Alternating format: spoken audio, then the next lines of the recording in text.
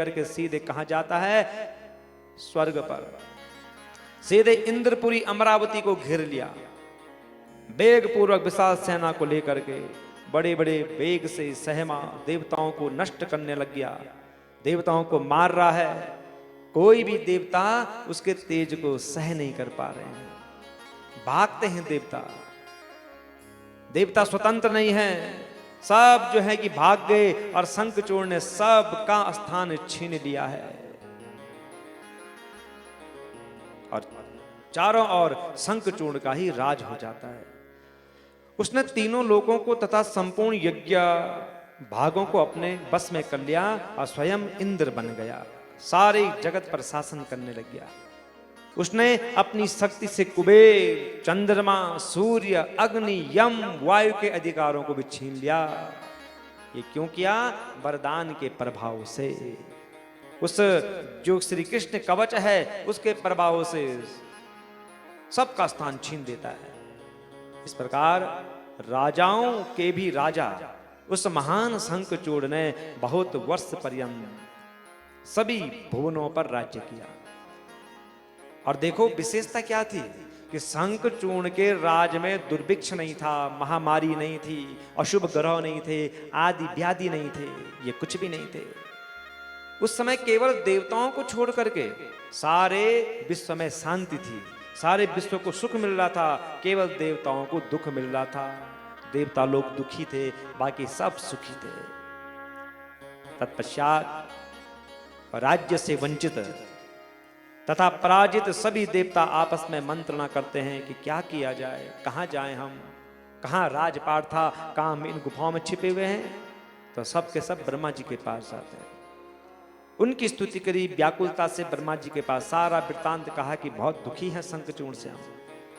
तो तदंतर ब्रह्मा जी सभी देवताओं को लेकर के बैकुंठ जाते हैं और बैकुंठ में जाकर के भगवान विष्णु को प्रणाम किया। भगवान विष्णु की स्तुति करते हैं।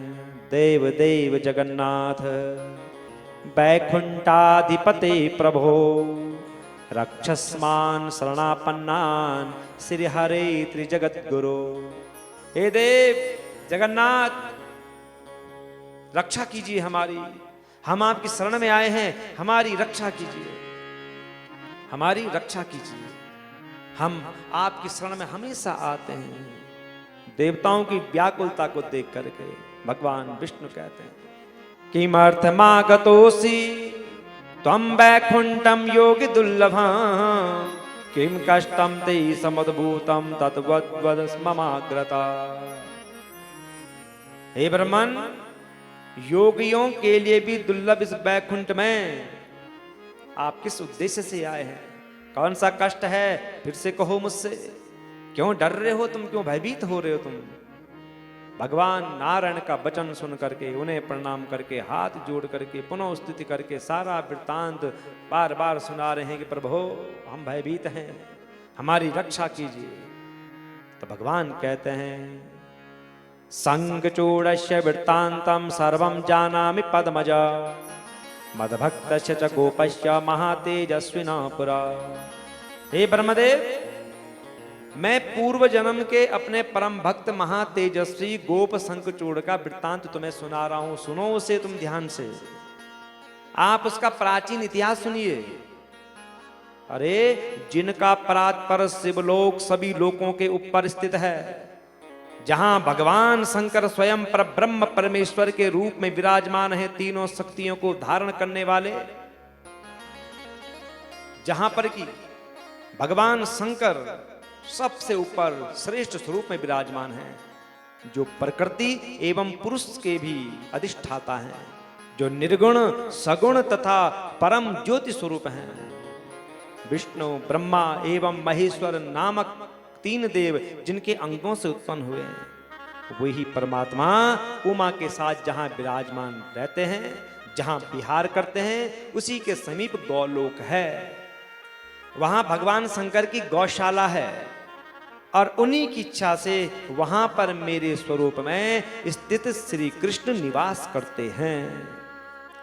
और भगवान शंकर ने अपनी गौओं की रक्षा के लिए उन भगवान श्री कृष्ण को नियुक्त किया हुआ है। तस्य नारी समाख्याता राधेति जगदम्बिका प्रकृति परमा मूर्ति पंचमी सुविहारिणी। और प्रकृति की पांचवी परम मूर्ति जगदम्बा भगवती राधा जो उनकी स्त्री कही गई है, वे भी वहां निवास करती हैं। और वहीं पर उनके अंगों से उत्पन्न हुए अनेक गण गोपियां हैं जो उन भगवान राधा कृष्ण की सेवा करती हैं। उनमें से एक गोप